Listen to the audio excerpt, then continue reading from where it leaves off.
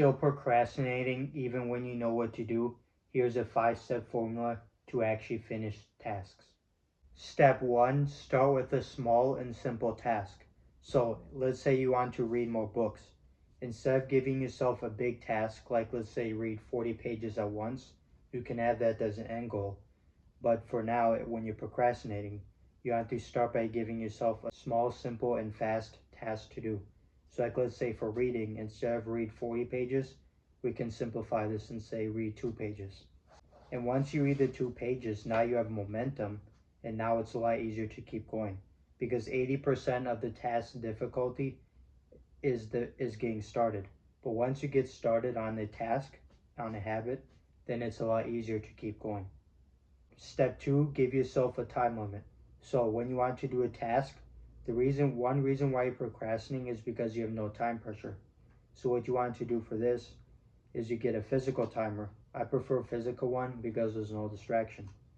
So like let's say for the 2 pages, we set a 5-minute timer. And then you just start the timer, and now you have time pressure and you can just keep it on your desk. So now you have a very simple task to do, and now you also have time pressure. Comment below which color timer you want to get for yourself. Step 3, make your environment as quiet and distraction free as you can. So I have 2 tools we can use for this. This is the first tool. You can also use a folder. You can also use a laptop case if you have a laptop. So what you want to do is, usually when you want to do a task, a success habit, like let's say reading, usually you'll get distracted a lot. So what you want to do is you want to get your phone, and you want to put your phone in this case. Or if you have a laptop or computer, you want to put it in your laptop case. And you want to put it preferably, like let's say you have the desk in your room where you read. What you could do is you could put it in the case, your phone, your laptop, all your distractions, especially your electronics, and you put it on your bed where it's away from you, where you can focus. So that's that. Then the second tool is what I call noise canceling headphones. So this is if your environment is loud. So what you do is when you want to focus and you have a loud environment, you just put these on. And now it's a lot more quiet. So now it's a lot more easier to focus because you don't have all this background noise. You could just focus on one single task. Step 4, track total productive habit progress done. So this is what you want to do for this. So you want to get a blank piece of paper and you want to get yourself a pen. So once you finish the task that you're working on, you get your blank piece of paper, and you on the top, you start by writing today's date. So today's date, and then we're going to call this habit tracking paper. So we got today's date and habit tracking paper on the top. You fill these out, you fill this out, and then let's say you read 2 pages. So you could say read 2 pages. But likely if you do this method, if you start with a small task, you have a timer for time pressure to help you get started. Then what you want to do is very likely, if you use these things, you're a lot more likely to read a lot more than just the 2 pages. So like let's say you're reading, and let's say you read, let's say 20 pages at once. You'd be surprised how much you can do once you get started and you have momentum on your side. So like let's say you read 2 pages, that was the rigid that you did. And then let's say after that, you read 18 pages. So then that's 20 pages. Because all you did was get started and had momentum on your side.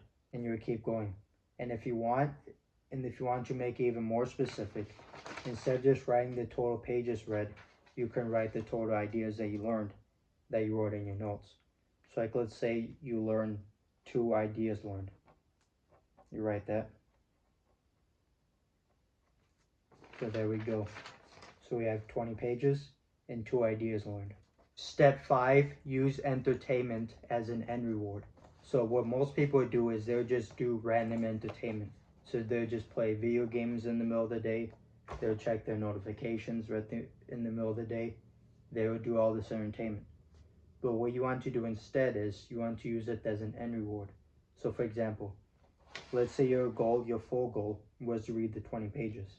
You already have momentum to help you get started, and you ended up reading the 20 pages. So once you finish that task, you could maybe give yourself a time to do entertainment.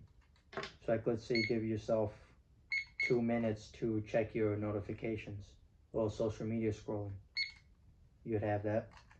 Or if you finish all your tasks, like let's say you have a nice to-do list of let's say 20 items. What you could do is after you finish those 20 items, you could give yourself a big entertainment time. So like let's say 30 minutes or 60 minutes after you finish your full to-do list. But the idea is you use entertainment as an end goal reward instead of just doing entertainment at a random time. So use your entertainment to help motivate you to do your full to-do list every day. That's the end goal. Make sure you click the subscribe button if you're finding this helpful so far. So here's a bonus lesson for you. So I talked about tracking your habit progress. So like let's say 20 pages read, 2 ideas learned. But here's a bonus thing that you could do. If you want, with the timer, you could start a timer starting at 0 to track how long you actually spend for your full habits. So what you could do is, for the 20 pages read, let's say it took you 31 minutes and 55 seconds to read those 20 pages. So what you could do is, on the separate paper or the same paper, you could write the time. So 31 minutes and 55 seconds, done. So now, with this bonus idea, you would have where you get started. This is your momentum to get started. This is the total that you've done, assuming you actually keep the momentum. This is the number of ideas you got. If you want more data, 2 ideas learned from your book. And then if you want, with this bonus idea, you could write the total time you spent. And this tracks your total productive minutes. So 31 minutes and 55 seconds. You could do this with all your habits, some of your habits, if you want to see how long you spend with these habits or how many total minutes a day you spend on success habits.